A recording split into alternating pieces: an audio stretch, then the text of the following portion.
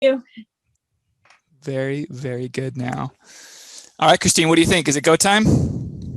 It's 5. We like to kick things off on time, us All veterans, right. so let's do it. I like it. Yeah, it's 5 o'clock somewhere, and that somewhere is here. All right, folks. Hey, it's really good to see everybody. So my name is Ryan Pavel. I'm the CEO of Warrior Scholar Project. I'm going to turn it over to Christine, and then Christine is going to start going through it so you can meet the students. I think the sooner that you can start hearing from folks that have actually gone through these programs, the better. That's what we're all about. But I wanted to take a quick moment just to welcome you. Thank you so much for being here with us. Yeah, we've had a long-standing partnership at Warrior Scholar Project with Service to School, so we're very thrilled to be doing a panel. I think it's about time that we try and do something like this when we're actually out there and really helping people understand how to utilize both of these services. So I'm going to provide you a very brief description of what Warrior Scholar Project does. Then when Christine describes what Service to School does, I think you will see why we say time and time again that every student veteran should use both of these services, right? We really mean that. That's a big part of what we're trying to drive home today with this panel, and you'll hear it from the students that have utilized both of these services. So Warrior Scholar Project is a national nonprofit. We work with 22 host institutions across the country, and we run college preparatory programs. These are academic boot camps in 3 disciplines: in the humanities, in STEM, and in business and entrepreneurship. We run all 3 of those types of boot camps every summer. And so these are week or 2-week boot camps, completely free for veterans to take advantage of. We've been doing it for a decade, so we're pretty darn good at this model at this point. And we're actually in our 10th year. This year is going to be the 10-year anniversary for us. We have about 1,400 folks that have gone through. You're going to hear from 4 of them today, 4 of our alumni. But we are looking to serve every enlisted transitioning veteran or service member out there who has their sights set on higher education. So really looking forward to being able to continue to partner with Service to School. Thank you again for being here, and we hope to be able to see you at some of our programs as well. So without further ado, Christine, the CEO of Service to School. Thanks, Ryan. Good evening, everyone. Thank you for joining us. So for those of you who aren't familiar with Service to School, I will, of course, mention our mission statement, which is to prepare transitioning service members and veterans for their next chapter of leadership by helping them gain admission to the best college or graduate school possible.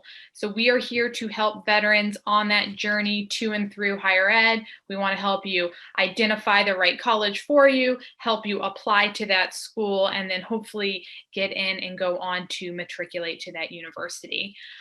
We work very closely with Warrior Scholar Project, and we have for the past couple of years. As Ryan mentioned, if you use WSP or Service to School, you might as well use both. We'll help you apply, and then WSP will help prepare you to be a super successful student once you are on campus. So today we get to meet 4 veteran students that use both Service to School and WSP. And we'll just go over some pretty standard questions. How did you use both services? What is your current experience going to school like? Things like that. We definitely encourage all the participants on this webinar to drop questions. If you have specific questions, I will go through and moderate those, and we can ask the students those questions that you have.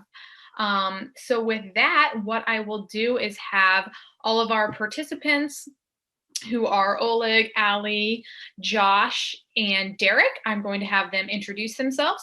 If you can tell us a little bit about who you are. So aside from, well, definitely tell us what you did in the military, but aside from that, who you are, a little bit about your background, what you did in the military, where you are currently attending, and a little bit of your journey to that college. So I will just pick someone to start with, and we'll start with Josh. Thanks, Christine. Hi, everybody. Thanks for being here. So a little bit about me. I'm originally from Southern California, low-income, first-gen background. I did okay in high school, but college never seemed like a realistic choice. My mom dropped out of high school at 14 because she got pregnant. My dad was a drug addict, all that good stuff. So nobody in my family had ever gone to school. It seemed out of reach financially. And of course, I didn't have the confidence in myself to believe I was good enough to attend, let alone apply to college. So I enlisted in the Army in 2008, 1 year after high school, mostly for opportunity and to escape the hometown trap. I was a combat medic. I served in Fort Carson, Colorado first. Then I spent a year in Afghanistan, and then I spent 4 years in Germany. Once I got to Germany, I started struggling with depression, anxiety, PTSD, even like insomnia. I found out I had ADHD. So I just went down like this really bad path, and I ended up getting kicked out of the Army. Ended up with a general discharge, and I had this really, I guess, outsized importance that I put on my discharge. Of course, it was a big deal, and I was embarrassed by it and everything, but I thought it meant more than it did. So I moved back to Southern California, moved into the in-laws extra bedroom, trying to figure everything out. I applied to Berkeley, UC Davis as a freshman applicant, got denied, had no idea what I was doing. And finally came up with a plan, moved to Northern California to be close to good schools. Spent 2 years at Napa Valley College. While I was there, I joined Mesa and I found a trip to Stanford. I fell in love with the school and it changed everything. I applied and got accepted to the Veteran Accelerator program there. And that's really what changed, because I found service to school through that. I found Warrior Scholar Project. I connected with other incredible student veterans, found mentors, even recommenders for my applications. So anyways, I applied to 7 schools, got no from Yale, Columbia, Northwestern, University of Chicago, UPenn, got a wait list from Brown, and then I got a yes from Stanford, which was my top choice. So now I'm studying environmental systems engineering with a freshwater focus and trying to pursue a minor in Arabic as well. I also work in the office for military affiliated communities on campus, and I'm the social media coordinator for the Stanford Undergraduate Association of Veterans. It's like their fancy name for the Veterans Club. Yeah, thanks. Awesome. Well, thank you for sharing. That is quite a journey, and I'm hoping you're loving Stanford. It looks like it's in your background, so you must be. Awesome. So Allie, could you tell us a little bit about yourself? Hi, everybody. My name is Allie Gerardo. I'm originally from Northern California, right by Stanford, actually, a couple of blocks away. Before that, though, my journey started in Russia. I came to the States in 7th grade, I believe, so I didn't speak any English, and that was a journey on its own. I wasn't sure if I'm ever going to go to college. But slowly and surely, I kind of climbed the steps, learned the language, and then applied to some schools while I was in high school. Did okay in high school, but I was so uncertain about what I wanted to do. I was very curious about healthcare, and wanted to have some hands-on experience before committing fully to either med school or LVN or nursing school or something like that. So I was fortunate enough to get that experience, and I was a hospital corpsman for 7 years. I served in Bahrain. I did a deployment to Southeast Asia, as well as was stationed in Balboa for a while there. What I realized is that I got that experience for healthcare, but I'm kind of trying to do something a little bit different now. And so I want to use my experience in healthcare and apply it more maybe towards like social work route. So I'm hopefully going to become a clinical social worker, and currently studying at University of Chicago in their comparative human development program, or maybe psychology. I'm still a little uncertain. It's my first year, so I'm still taking most of my core requirements at the moment. But that's me in a nutshell.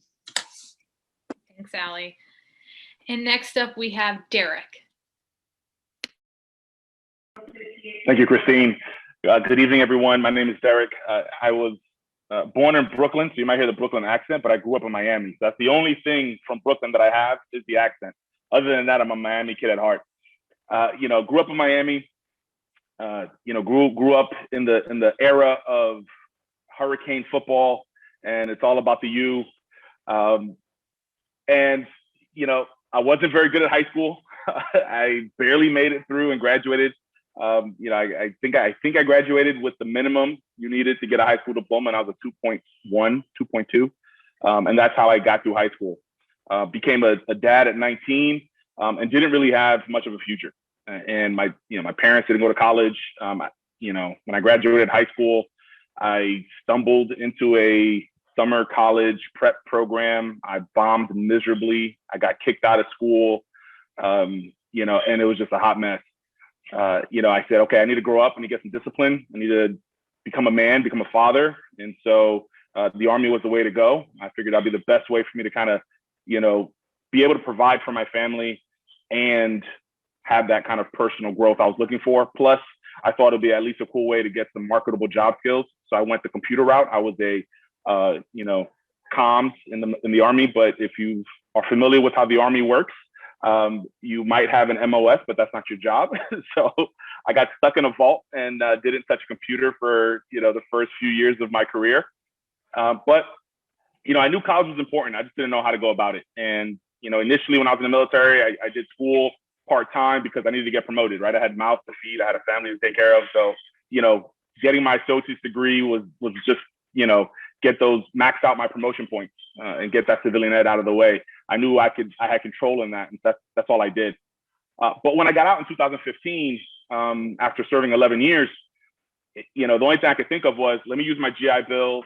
Let me get the BAH so that I can keep food on the table for my family until I figure out my next move. So I went to community college, muscled through, brute force. I was a little bit more mature and disciplined, but it was a struggle. Dealing with emotional, physical, and mental issues resulting from my service. It was a struggle, and so had to go through other resources and get my life in order. And then, lo and behold, I met a mentor that told me to apply to the University of Miami. That was my dream school since I was a kid. I always felt it was out of reach.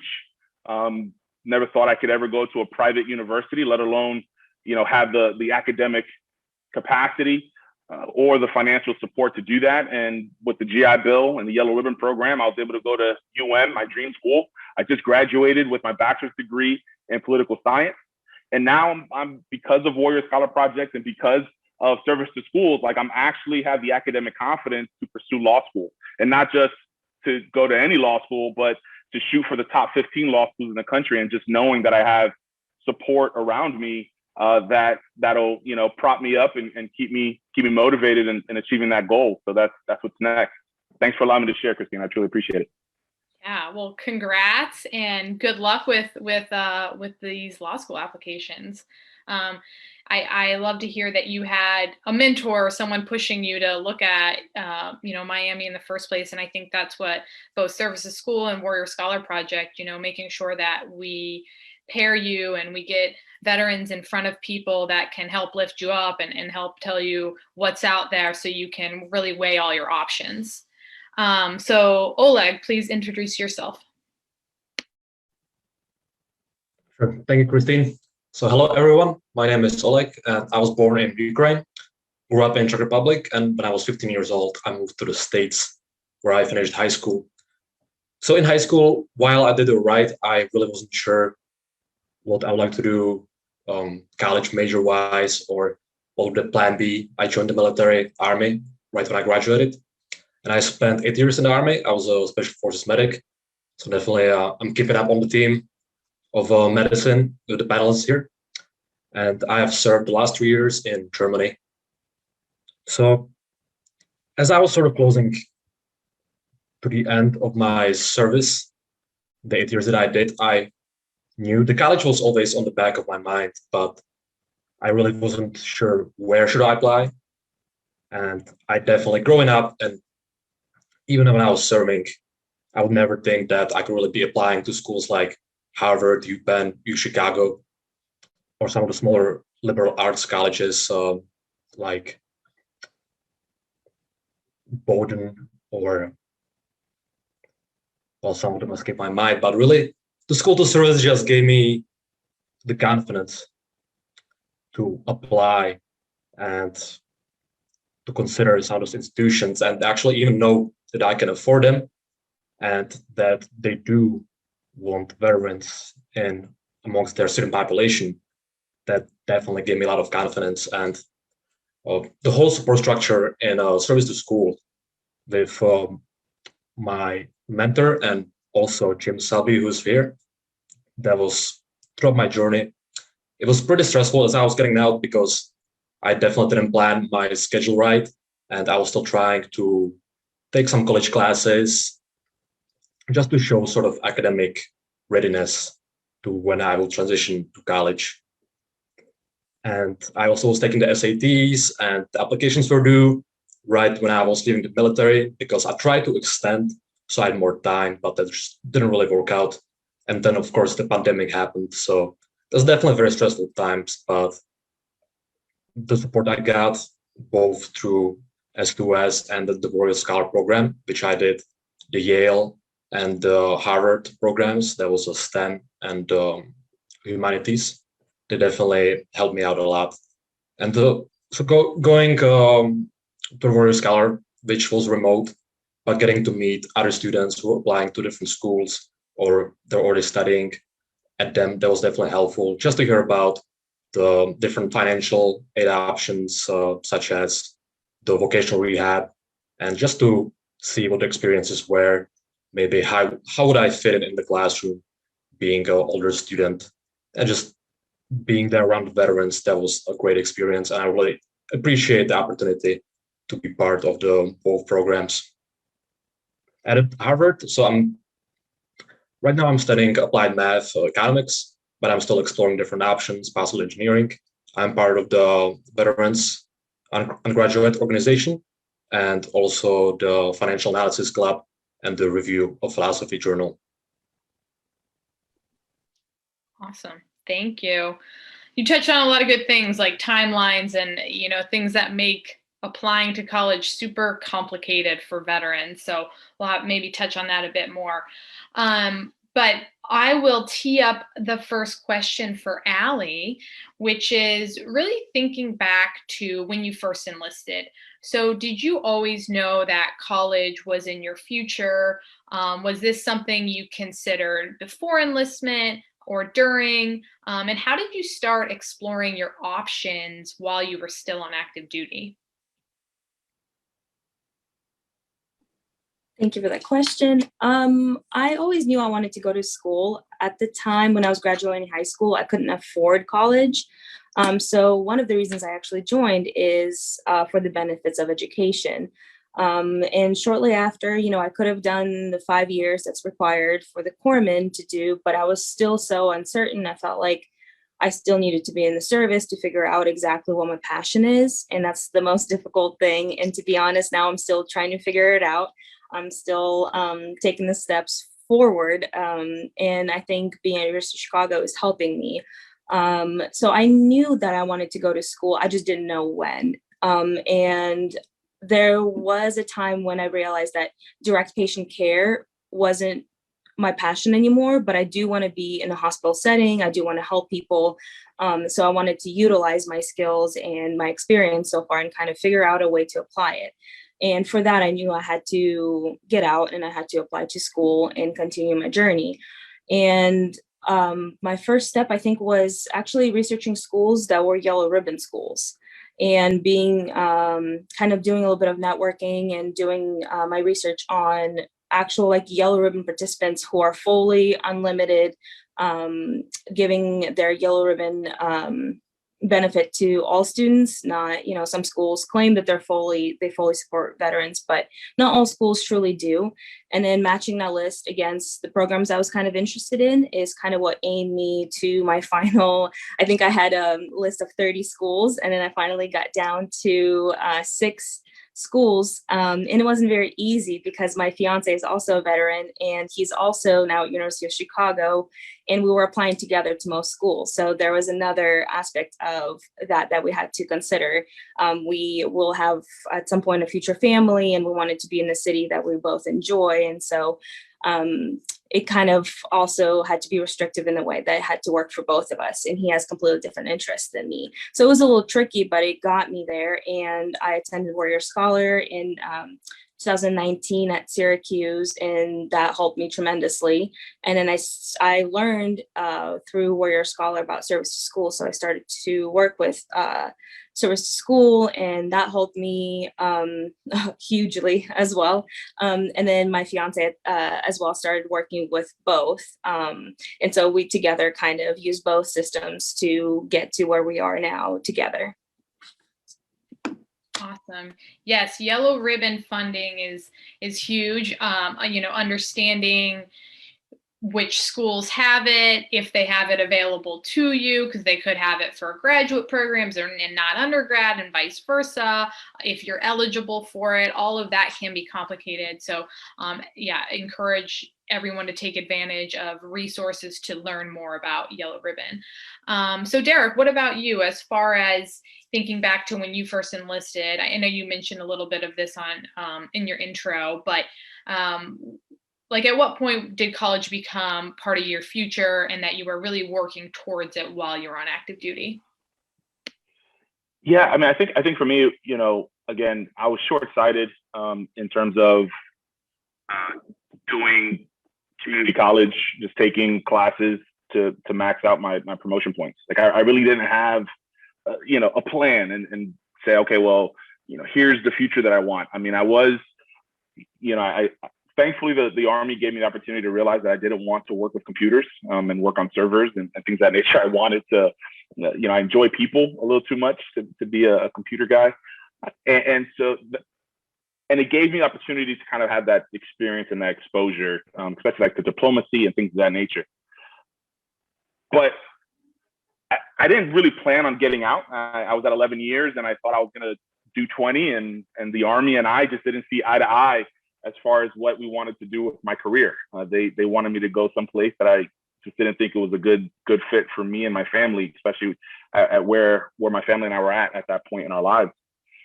And then, getting out, college was just a way to keep food on the table, keep a roof over our heads, while I putted around and try to figure out my next move. It really wasn't until, like I said, I made it through community college by the skin of my teeth, and it was using like brute force and just perseverance and resiliency that I learned in the military. I went back to the university that I got kicked out of nearly 20 years before, because it's a public university. It's in my hometown. They accept almost anybody as long as you apply and things of that nature. So I knew there was a very low barrier for me getting in. But all the same issues arose because I just didn't know how to do school. I had no idea how to do college. And it cost me because I had to, I dropped out. I just couldn't handle it. I dropped out, didn't know what resources available to me. I had to pay back the VA, the tuition that I had spent. So I had to pay that money back. It cost me dearly. I didn't know about these resources during that time frame. And I took about a year off. I worked in a nonprofit, again, trying to figure stuff out. And it was one of those things where it's like, you know what? I have a teenage daughter. I'm always professing how important college is and the opportunities that it presents to itself and things of that nature. While I was in the military, my wife was able to get her bachelor's degree and her master's in teaching and education. So she had the education piece. And I just felt like, I just need to do it. Thankfully, though, I had someone kind of, and my wife was part of it, have me kind of reach for that dream, right? Go to UM and go forward. And it was the best thing that could have ever happened to me. Just the fact of, being at your dream school and then being, I always joke and say, have you ever had that feeling of, I wish I knew then what I knew now?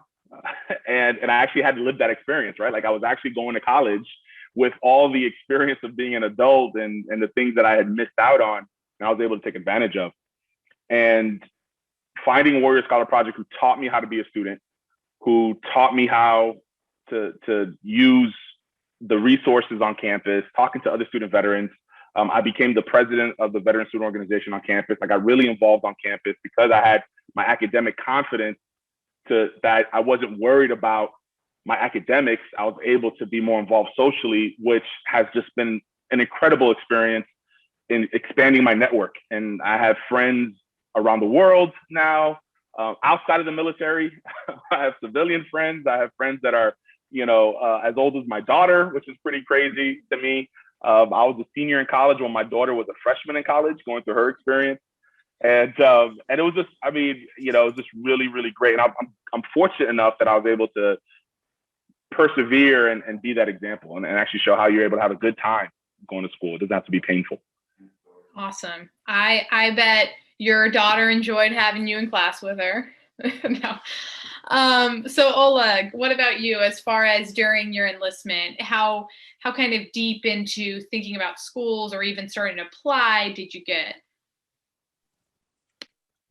So my tale should serve more as a cautionary tale for sure with my schedule, since when I was serving, I just tried to sort of stay active, focus on deployments, and actually I finished my last deployment which I had an option not to go on, but I came back about 5 months before I separated from the military. And that was also in Germany, which the support there just not being great because the resources are few and in between. So I really started to think about colleges about a year before I separated. And really, I was very fortunate to have to found the service to school, just because before that, I had no idea what schools should I even start looking at. And as I said before, that Ivy Leagues or Chicago, Stanford, that they would actually like to get more veterans, I would have no idea. So just going through that process, that was huge as I started to apply, and definitely just keep me on a better schedule and knowing what things I should do next. And the great resource was just being able to reach out at both students and some of the administration at the schools that I was applying to, just to get to talk to everyone, see what their experience is, and also see what they did during their application process that helped them to be successful when they were applying. But definitely don't do what I did, to just start thinking about these things earlier. And also, one thing that I didn't realize, that I sort of seen Warrior Scholar as something you go when you're about to start your college or even graduate experience. But some of my fellow classmates, they're actually still in active duty, and maybe they had a year or 2 years before they would start even applying to the schools. So that sort of also gave them more time to network, talk to people, and start that academic preparation early. That's definitely really valued being part of the programs. Awesome. Thank you. Yeah, I think timelines can be they can be confusing and they can be worrisome. And so people think, oh, I'm too far out. I have two years left in the military. I have plenty of time to think about it. Or I only have 3 months. I don't have enough time to think about it. And there's different schools that admit people on different cycles, have things like rolling admissions. So you're never too late, but you're certainly never too early. Think about it as early as you can, because like I said, that will give you more time to weigh options, do your research, and get prepared for that application and then that admittance. So Josh, I know you dropped off a little bit, but what I had asked is, thinking back to when you first enlisted, was college in your future at that point? Were you thinking about it? And how did you start to explore college options while you were still on active duty? Yeah, thanks, Christine. Sorry, I got internet issues, so hopefully I stay on while I'm answering. But yeah, while I was on active duty, especially towards the beginning, college wasn't even really on my radar. I know it kind of became a requirement in most of the military leadership trying to urge their subordinates to take courses online or whatever. So I started to look at it, and well, one, I was super committed to my job, so I was just like always busy. Obviously, you could make time, but I was just incredibly busy. Most of the schools that were around, or that people that I worked with were attending, were for-profit schools. Credits wouldn't transfer, so it felt like a waste of time. I didn't want to end up with like a whole bunch of transcripts from moving around and, picking up one here and there. It seems like a dumb reason, but yeah, I wanted simplicity. Plus it's like $5 or $10 for each one of those when you go to submit them. And then I also wanted to be able to apply as a freshman, which turned out to not be a big deal. But at the time I thought it would have been beneficial. So I didn't want to rack up random credits at random colleges, I guess. So I also will, I guess, echo Oleg's sentiment and taking my story as a cautionary tale and don't do what I did. But basically, I started to think about college as I was on my way out and getting kicked out. I wasn't even sure I was going to have a GI Bill benefit, which I turned out to be able to get because I re-enlisted. So just advice if anybody's getting kicked out. But yeah, after I got out, I used counselors at my community college, Mesa and Trio. Those were programs at my school. Outside of school, I found the Accelerator program, of course, Service School, Warrior Scholar Project. Vocational rehabilitation was actually huge too. The counselor was really helpful. And of course, there's a whole bunch of other benefits that come along with being in that program. But just towards the beginning, the counselor was really helpful and I guess guiding me in the right direction. So, yeah. Well, you both say you're cautionary tales, but you're at Harvard and Stanford, so I think you've done a pretty great job. But you touched on a lot of things that I think people that are unfamiliar with applying to college aren't on the radar. Am I a transfer student? Should I apply as a freshman? How many of these credits will transfer? Should I take this many? And so if this sounds confusing to you, sign up for Services School. This is why we're here, to walk you through all of that, and happy to support you just with all of those questions. So moving on, I'll tee this one up for Derek. So as a Warrior Scholar alum, why did you decide to do a session with WSP, and what is the biggest lesson you learned or the greatest takeaway from joining one of their sessions? Yeah, I did Warrior Scholar Project because a fellow veteran told me to do it. I think many veterans could kind of relate to word of mouth advertising. And like I said, college was not fun. Every semester was full of anxiety and nervousness. I was always dreading the fact that I probably had a paper to write. So I was just every semester, like that was my feeling going into the semester. And I didn't know that there was a program like Warrior Scholar Project. I was like, God, I wish if I would have known this, I think I would have, really had a really great experience. Thankfully, I found it when I did. But I knew that I was a first gen student. I didn't know how to do college. I didn't know that doing college was a thing. Like I didn't know that you could learn how to do school as a skill set. And going to Warrior Scholar Project, I think one of the biggest things that kind of I took away from, and I was kind of just completely amazed with, was that professors want to talk to their students. Anytime a professor put out a syllabus and they had their office hours at the top, I always treated it like the commander's office hour outside the bulletin board, right? It's like open door policy. Like, yeah, okay, I'm never going to use that, right? Like, okay, that's cool, Commander. I'm never going to use the open door policy that you have on your bulletin board because I know that's to check the block. I'm gonna go through my chain of command, and if eventually you'll find out about it. And that's how I approach my professors, not realizing that they sit in their office, they have these office hours set up because they want to talk to students, and that they look forward to talking to veteran students because we're more relatable, more interesting than some of the traditional students.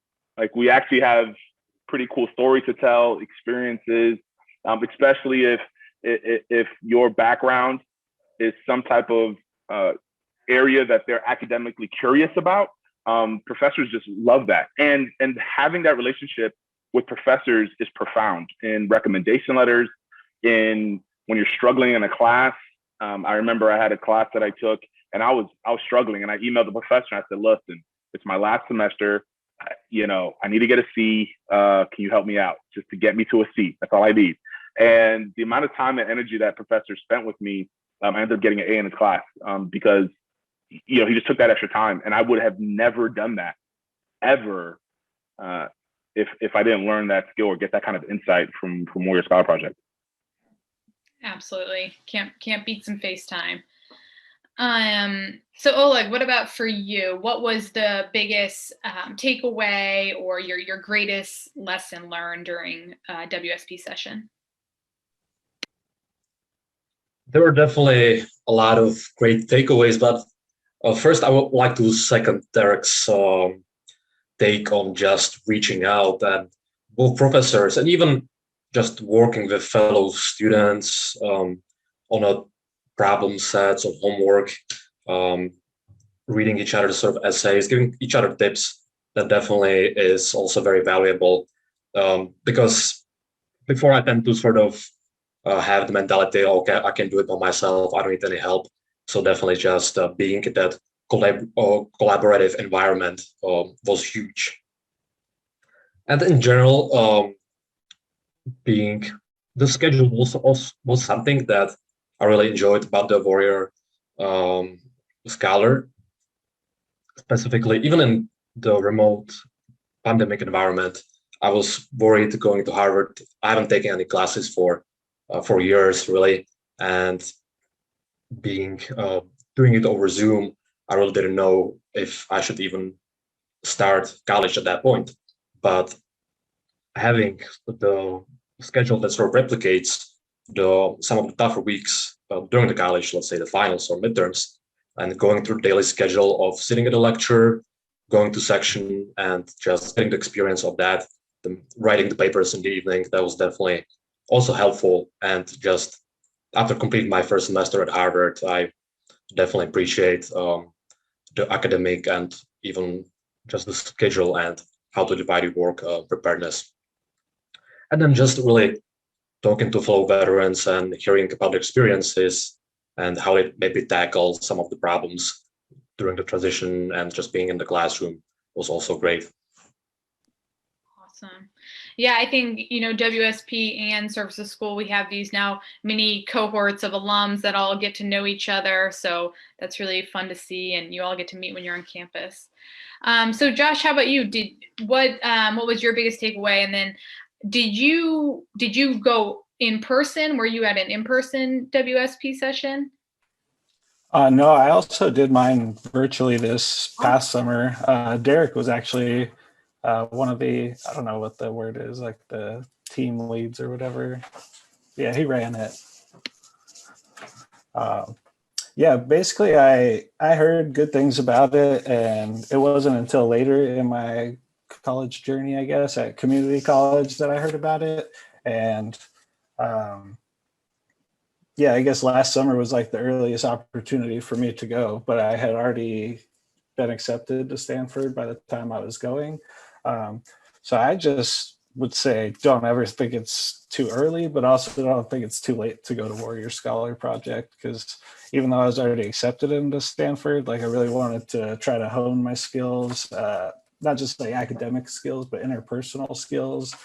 And then, yeah, just echoing what Oleg and Derek said about like working on a team. I don't know, maybe as being the oldest child and then being a medic, a lot of times you operate independently without people relying on you. You just have to make sure all your stuff's taken care of. Yeah, I didn't really want to work with people, and I was reluctant to go speak with professors. And yeah, Warrior Scholar Project definitely helped me overcome that, and I guess rely on others to complete my own tasks. Yeah. Awesome. So there's a theme, which is once you become a student, it's not a one man, one woman show. You have a lot of people to support you. And then Allie, how about you? What a session did you attend, and what was your biggest takeaway and greatest lesson learned? So I went to the Syracuse class of 2019 in the summertime, and it was the humanities track. I think my biggest takeaway, I mean, there were so many, but what stood out to me the most is just the kind of text we were reading, and the kind of environment the professors created, and they made it such a welcoming environment. And talking about research with them individually, they made it seem like it's completely possible for us to do whatever we wanted to do. Whereas before, even including the service, you think, you just have to do your job and then you get paid and then you are on to better things after that. But to know that you can explore your intuitive, maybe like passions and things you've always kind of been curious about, they made it seem like it's possible if you are given the resources or if you seek out the resources through those schools. So I think that was my biggest takeaway, and I'm hoping to pursue that. I'm still baby at this university right now, but I'm hoping to pursue those things that I admired about WSB during my time at Syracuse. Awesome. So the next question is more focused on that application. And the question is, how did Services School help you with your college applications? But to go even broader than that, I would love to hear your perspective on, I guess, the most challenging part of the application, if that was the essays, or if it wasn't the actual application, if it was identifying the schools which you wanted to apply to. What was the most challenging aspect of that application process, and how did you receive support? So I'll start with Oleg for this one. For me, the most difficult part of the application process was just being non-traditional student, because pretty much all the schools that I applied to, it was done through the common application, which is, as I tried to apply as a first year, it was really geared towards your typical straight up out of high school 18-year-old student. So really all the questions, all the paperwork to submit, it was all focused on your typical Orthodox student. So really knowing how to navigate that, and who should I talk to get this paper, that paper, or what should I write about, what I did my last summer, or some things about high school that I had just didn't remember. So really having somebody who I can talk to and ask all these questions, and just, it is confusing to navigate between each school. Also has their own requirements. They want to see maybe SAT subject tests, or they want to have extra letters of recommendation. And so even asking for the letters, like, okay, should I reach out to my high school teachers, to my, my supervisor, the captain, or so just those basic questions, having somebody who can answer them, and even being able to network and ask somebody in the faculty of the school, which I got linked up with in multiple schools that I applied to, was just really great. And so I think that's like the biggest value I got out of it, just being able to navigate all the different requirements. Awesome. Yeah, I think you hit on the non-traditional student application. If it asks you a question about your most challenging high school leadership experience, of course you don't have to talk about high school. You should certainly talk about all the leadership experience you gained while you were in the military. So we will be here to help you frame those things. What about you, Josh? What was the most challenging aspect, and where did you find and get the most support? Honestly, I found it all to be pretty challenging. It was also weird and complex, I guess. Yeah, even like the application asking about your parents' financial information. Like, I don't even talk to my dad, and my mom hasn't paid for anything for me in like 15 years, But yeah, like deciding on a school was definitely difficult, and my ambassador was super helpful in that aspect. He had like what seemed like insider information on every school I might be interested in. But really, like I knew I met the requirements for a lot of the schools, but I didn't know if I was a competitive applicant. And that's where my ambassador really like helped to reassure me, and I guess made me realize it wasn't wasting my time doing it. Yeah. And also, I guess the addendum is like such a huge part of what service to school provides, like allowing you to describe your entire military experience, which you can't really do on the application very much. And while maybe your military experience doesn't define you, it is like a big part of your existence. So I know a lot of people don't even want to include their military past in their application, but I think that's obviously a big mistake because, yeah, like I said, it's a big part of what you did in your past. And yeah, I think it just shows a lot of your experience and gives you a place to grow from. So the addendum was huge, and Jim actually helped me with my addendum like last minute, like the day before the application was due or something. So yeah, it was great. They helped me in every aspect of it, answering questions, all of it. Awesome. Well, thanks for mentioning those things since I did it.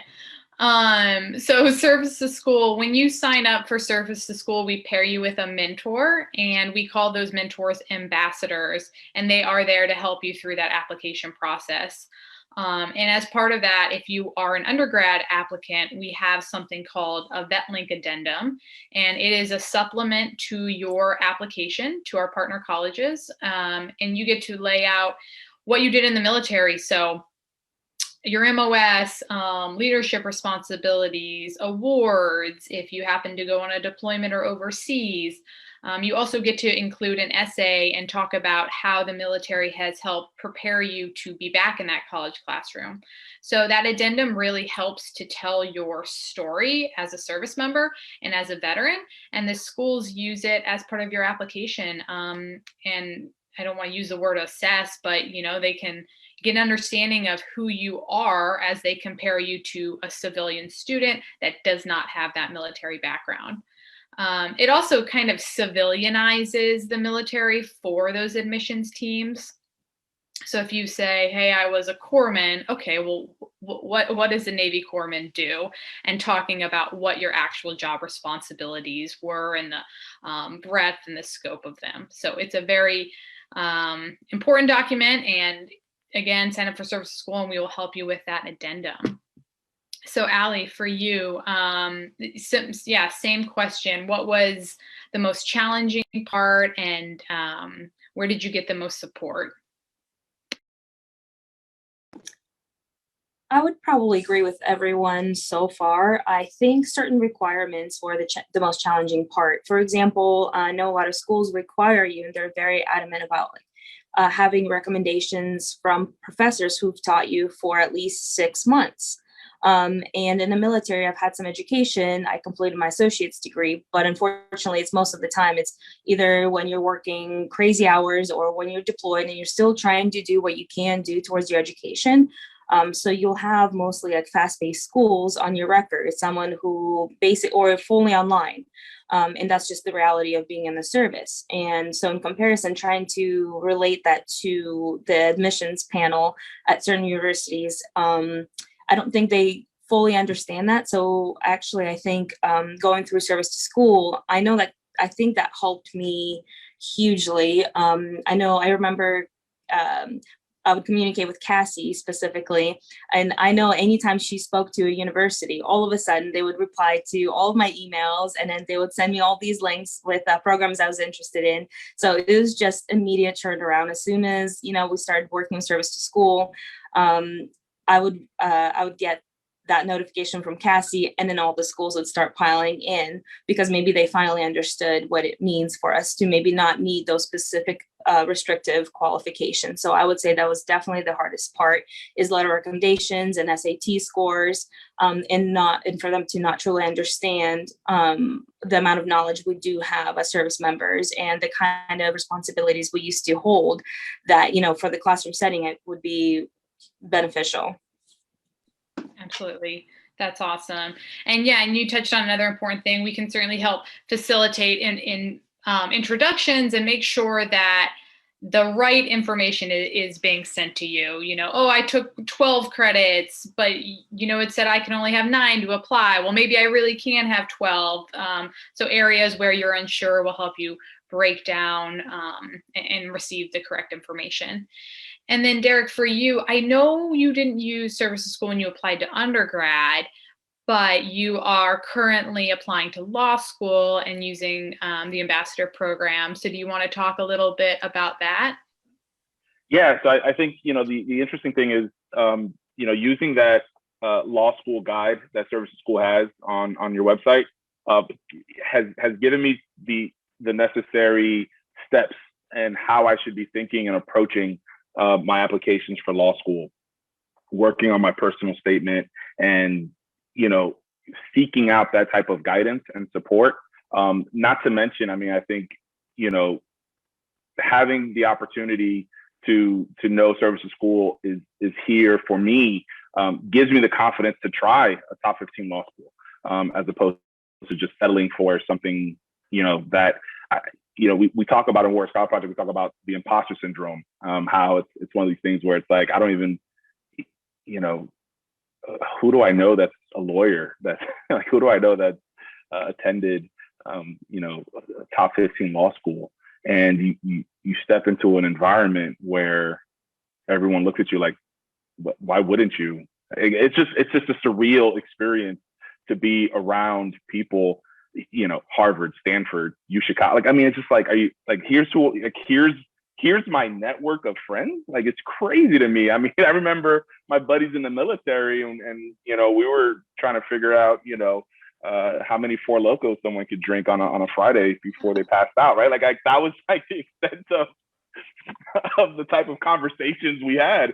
And now I'm having conversations around, top 15 law schools and personal statements and making sure that I articulate not only my military experience, but how, to your point, Christine, how it's prepared me to handle the rigors and how I can be a contribution to the institution. I think that was the most important thing that I learned, is articulating why why they should pick me, like what contribution are they going to get by having me on their campus. And one of the coolest tricks I learned was to pull up the school's mission statement and use that as kind of your framework, and kind of responding to that mission statement in your essay. Yeah, awesome. That's cool. I can't steal the Air Force motto, aim high. I don't know, that might be copyrighted, but yeah, shoot for the stars, right? What do we have to lose? And apply. So we only have a couple minutes, so I'd love to just hear about all of your post-grad plans. So what's next? You were in the military, now you're crushing it at undergrad and law school, and so what's next? So Josh, let us know. Oh man, it's still pretty early for me. I don't graduate till 2024, but my plan is to hopefully either start or work for a nonprofit organization where we work to provide access to clean water and sanitation in places of the world where they don't have access to traditional infrastructure. So kind of working to provide alternative solutions. But yeah, in the immediate future, I actually just applied for the critical language scholarship through the State Department. So I'm a semi-finalist for that. Hopefully I get that and I'll get to go learn Arabic in the summer in Jordan or Morocco. Wow. Yeah. Very cool. Well, good luck. And you obviously have plans to do good for the world. So can't wait to see where you go. Allie, how about you?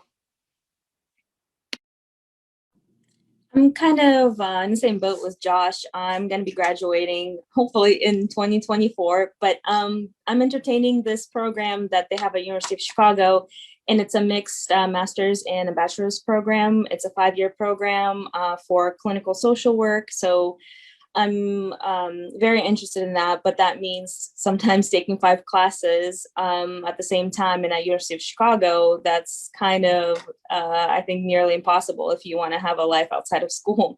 So I'm kind of entertaining that option. Maybe later on, do a little bit more research and find my footing in that field, and then kind of go from there, take the next steps. Awesome. Well, of course, we look forward to staying in touch with you as well, and your husband at U Chicago, power couple. Derek, what about you when you're thinking through law school? Is there an area of law that you want to go into, or policy, anything? Are you thinking that far ahead? Yeah, I've given it some thought. One of the things that I've experienced, being involved in the veteran community, I've noticed that family law tends to be a challenge for veterans, and especially when they're having some family issues as a result of their service, combat-related, trauma, things of that nature. And I also believe that the family law system doesn't quite appreciate the difference between active duty and veteran. And so being able to kind of articulate, the challenges we face, and how when you separate from the military, your pay doesn't carry over. And so when you're having like child support payments at a active duty rate, and then you get out and you're a veteran, just take that in consideration in order to make sure that the veteran can get to a point where they're able to now make money to be able to pay child support and not have things get in the way of achieving that goal, right? It's kind of hard to make a living when you have your driver's license revoked for not making child support payments. And then that just hurts more mental health and is more suffering. So that's kind of where my passion is. So I'll be involved in that in some fashion, whether in front of the bench or at the policy level, but that's kind of where my heart is right now. Awesome. Well, cool. And then Oleg, for you, future plans. So as a freshman graduating in 24, I'm still exploring, but sort of 2 main lines of effort, so to speak, that I like to pursue. Either or would be international development. So potentially maybe working for 2 years after I'm graduate and coming back for MBA or like MBA and public policy dual degree. But I'm gonna have to talk more to Derek since I'd like to also potentially pursue law school after undergraduate. So those are some of the areas I'd like to get into. Amazing. Well, thank you all. Thank you, Oleg, Derek, Allie, and Josh for joining us. Really appreciate your feedback, your willingness to help fellow veterans, the whole veteran community, and everyone that's just on this journey to undergrad and law school, med school, MBA, wherever it is.